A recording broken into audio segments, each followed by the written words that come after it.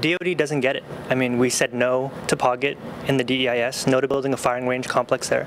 We said no to Pauget for them building a firing range complex there in the final EIS. The record of decision has come out, and now she's on a listening tour to figure out what the concerns are. And again, I think the message has been very clear from the beginning. No to any firing range complex at Pauget and no to any more land taking. We Are Guahan's Levin Camacho is referring to Assistant Secretary of the Navy Jacqueline Pfhan and some of the ideas she pitched to the Mayor's Council of Guam yesterday. During that meeting, Pfhan asked mayors if allowing unimpeded access to the Pauget village and swapping military land for Pauget would be enough to lift opposition to the Pauget firing range complex.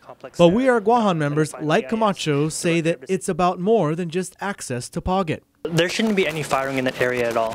As one of the mayors said last night, I think Mayor Chorkaloff, that that's a sacred area for a lot of there are Chamorros that are buried down there. It's an ancient Chamorro village. Camacho says that the record of decision came out months ago, and he believes it's a bit strange that they are only now trying to pitch other alternatives. Well, the lawsuit that was filed 2 weeks ago, and I don't want to speculate, but I don't think it's a coincidence that now DOD is sending representatives out here to try to figure out what would be acceptable to the community. Camacho says this is what the Environmental Impact Statement and National Historic Preservation Act processes were for, to gauge the environmental, social, cultural, and historical impacts of the buildup.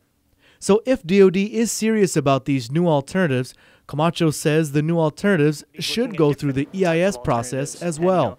They need to subject that to public review. They need to give those plans to the public to look at and comment on, just the way they did with the draft EIS. So they need to redo an impact statement. If a new EIS is done, it will cost DOD more time and more money, but Camacho says it's their fault that it came to this point.